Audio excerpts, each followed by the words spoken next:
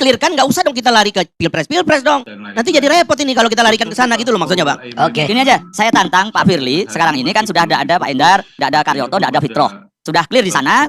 Saya tantang untuk meningkatkan penyidikan Formula E. Kalau tidak dilakukan, sebulan lagi saya gugat pra peradilan karena tidak menaikkan penyidikan itu. Sudah saya tantang itu aja, masih. Saya komentari dulu pendapat Dr. Emrus Sihombing karena beliau pakar komunikasi soal menanggapi kawan-kawan yang di sana yang demonstrasi. Yang saya pahami karena saya mengikuti Pemrus, mereka itu sungguhnya melaporkan ke Dewas, cuman dimulai dengan aksi. Jadi mereka sudah resmi melaporkan saudara Firly Bahuri soal dugaan kebocoran yang di SDM itu memang dari Firly Bahuri. Artinya itu dari pemeriksaan dari teman-teman di KPK didapatkan dari seorang pegawai SDM, menteri itu dapat dari saudara Firly Bahuri. Inilah kemudian mereka melaporkan ke Dewas. Betul, memang sebelum mereka ke Dewas, mereka berjalan atau memberikan orasi. Tetapi target mereka adalah untuk melapor ke Dewas. Artinya mereka ini paham hukum. Jadi dimulai dengan etik. Dewas itu adalah etiknya, di situ rohnya. Dan mereka sudah berjalan ke, ini saya sudah pakai mic, tapi sudah akan melaporkan ke polisi. Tapi saya nggak tahu, sekarang ada 6 laporan di Polda Metro. Apakah termasuk rekan Boyamin? Sudah 6 yang melaporkan saudara Firly Bahuri ke Polda Metro. Tetapi juga ada laporan, saya sekarang nggak tahu berapa laporan juga ke Bareskrim. Tetapi mari kita lihat, sebelum kawan-kawan ini semuanya udah bergelombang untuk melaporkan saudara Firly Bahuri yang diduga memang sangat besar melakukan pelanggaran etik. Memang ini juga Pak Emrus, ini sesuatu yang menurut saya adalah sangat tragis terjadi di mana? Di komisi atau di kepemimpinan yang kelima ini. Dalam sejarah kepemimpinan KPK, kalau mereka itu bermasalah, kawan-kawan komisioner yang 8 itu kemudian berbondong-bondong datang membela mereka. Tetapi unik kalau kasusnya Firly ini, tidak satu orang pun yang pernah menjadi komisioner KPK yang memberi katakanlah quote-quote peneguhan, bahkan secara terang benderang mereka bertarung turun gunung bahasa Persi.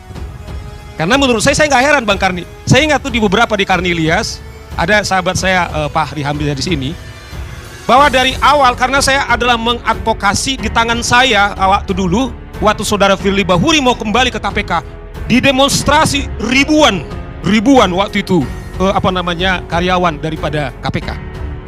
Kenapa?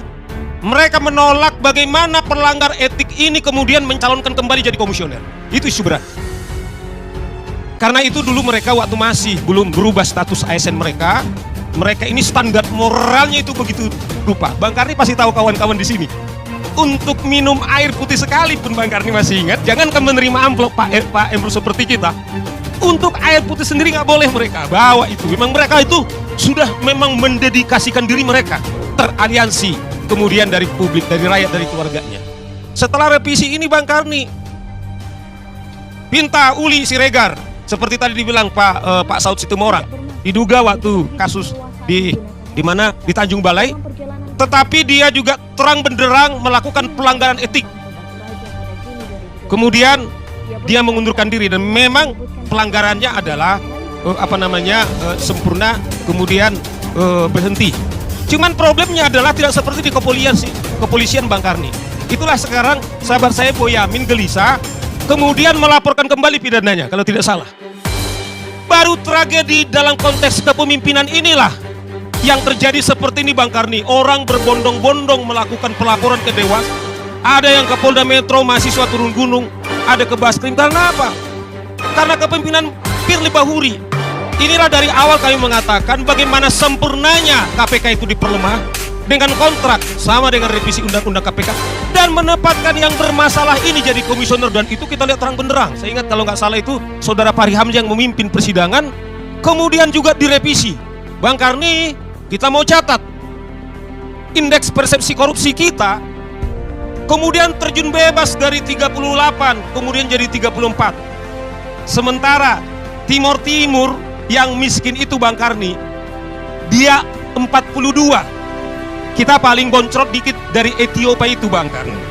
Ya paling baik sedikit lah.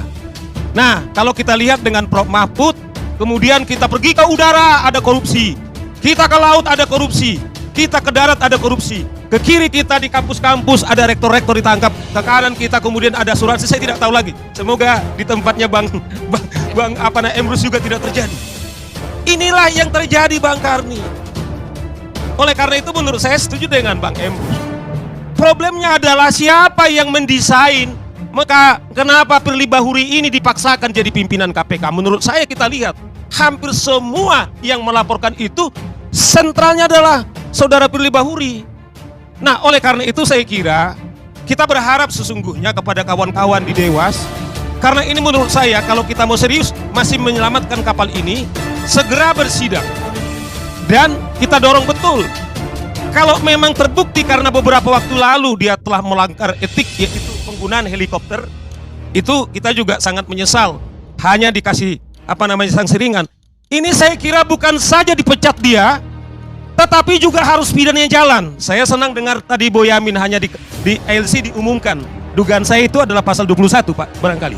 Nah, artinya saya kira kalau ini betul tentunya. Karena memang kita udah baca, saya baca tadi di media, ya memang itu adalah yang membocorkan dari Firly Bahuri. Makanya Endar Bang Karni melaporkan dua hal. Pertama adalah soal pemecatannya, dan yang kedua laporan saudara Endar adalah dugaan yaitu bocornya dokumen yang sekarang terjadi di SDM. Ingat Bang Karni, saudara Endar ini adalah direktur penyelidikan. Memang itu wewenang mereka. Artinya dia gentleman Bang Karni, dia datang kepada lembaga Dewan Pengawas, kemudian meminta siapa yang membocorkan daripada dokumen ini. Dan ini dokumen Bang Karni, bukan sekedar sprindik. Kalau kita ingat zaman dulu yang pernah zamannya Abraham Samad, dia minta sekretarisnya yaitu memfotokopi sprindik kemudian dibagikan kepada wartawan. Sekarang ini apakah ada kemudian transaksi yang lain? Kita tidak tahu. Tetapi menurut saya inilah sekarang secara sempurna kemudian menggembosi KPK. Kemudian kalau tidak segera kemudian ini dituntaskan. Saya bilang problem kita tadinya adalah seorang Firly Bahuri yang tidak punya kepemimpinan sesuai dengan marwah daripada KPK. Kemudian barang ini bisa tenggelam semua. Nah, oleh karena itu saya kira Endar sudah tetap. Saya agak berbeda pendapat kepada Boyamin. Sebagai seorang penegak hukum dia pergi ke lembaga hukumnya, yaitu pergi ke Dewas dia. Ada dugaan pelanggaran soal pemberhentiannya beliau Bang Karni. Kemudian kedua adalah kebocoran. Yang menarik begini Bang Karni, kalau kita lihat surat daripada KPK kepada kepolisian Bang Karni, bahwa kawan-kawan ini yaitu Karyoto, kemudian juga Endar, siapa itu yang dididik penuntutan itu yang dari kejaksaan, Fitro. Jadi ini bukan cuman Endar kan. Nah, kalau versi surat KPK kan untuk promosi. Oke, seperti dibilang Dr. Emrus. Ketepatan di kepolisian adalah pada saat itu ada rotasi. Saudara Karyoto ditempatkan kepada Kapolda. Nah, bagaimana nasib daripada Endar? Kalau memang kemudian tidak dapat promosi di Kapolri, apakah konsisten kita namanya kemudian promosi, sementara sekarang terluntang-lantung Bang Karni? Inilah yang saya bilang dulu, setelah Firly Bahuri membunuh 57 orang dengan TWK-nya itu, kemudian dibunuh lagi nasib orang untuk masuk kemudian ke kantornya Bang Karni. Coba bayangkan, sementara KPK kekurangan orang, kekurangan SDM, ada yang masih kosong, sementara dibilang ini dipromosikan, tetapi ditelantarkan. Nah, kelihatannya Firly ini Bang Karni, di mana dia tidak cocok main otoriter. Inilah yang terjadi. Kenapa akhirnya sekarang kawan-kawan di kepolisian Bang Karni yang tidak berharap dalam proses ASN, kemudian mereka mogok dan melawan secara terbuka kepada saudara Firly Bahuri. Karena apa? Karena sudah tidak bisa lagi dimaafkan kelakuannya, sehingga bayangan kita dengan status ASN yang mereka miliki tidak akan lagi terjadi seperti wadah. Tetapi karena ini kelakuan tabiat yang menurut saya sangat merendahkan daripada KPK, akhirnya kawan-kawannya dari kepolisian juga melakukan perlawanan terbuka. Jadi bukan saja ada laporan di Dewas, ada laporan di Polda, ada di Mabes Polri, tetapi kawan-kawan di dalam juga melakukan perlawanan. Nah, oleh karena itu menurut saya ini harus segera Dewas kemudian melakukan sidang etik. Tetapi karena kalau memang sudah terbukti, kemudian segera dipecat dan juga tindak pidana yang dilakukan oleh Firly Bahuri segera ditindaklanjuti. Itu menurut saya Bang Karni. Terima kasih. Saya kira karena tadi juga Pak Hari menyebutkan soal NGO, saya nggak ada afiliasi NGO, saya murni. Soal NGO, saya kira juga nggak fair karena nggak ada teman-teman NGO. Karena ada penguasaan di KPK. Saya bukan NGO Bang Karni, saya tidak ada, saya advokat. Oke. Tapi mau saya katakan pengertian pendudukan itu yang saya tahu, saya karena saya adalah advokat, saya beberapa setangani Novel Baswedan, kawan-kawan, advokasi yang lain, Abraham Samad, dan juga terakhir waktu judicial review, Saud Sitomorang dan kawan-kawan. Kalau seperti saya, advokat Bang Karni, paling hebat-hebatnya itu saya di perpustakaan. Kalau hebat-hebatnya kita itu bertemu dengan mereka, itu paling di perpustakaan. Ya toh. Dan yang kedua Bang Karni, saya itu nggak pernah dibayar 1 perak oleh kawan-kawan ini. Karena pro bono yang saya lakukan. Dan yang ketiga konsekuensinya karena saya adalah menangani advokasi APK. Kantor saya Saur Siagian sampai detik ini Bang Karni tidak mau menerima kasus korupsi. Banyak Bang Karni, barangkali dipikir saya punya akses ke dalam. Saya jaga betul itu, saya tidak pernah mau bicara dengan soal penyidik, dengan soal kasus Bang Karni. Mau saya katakan Bang Karni, saya hanya berbicara tentang testimoni.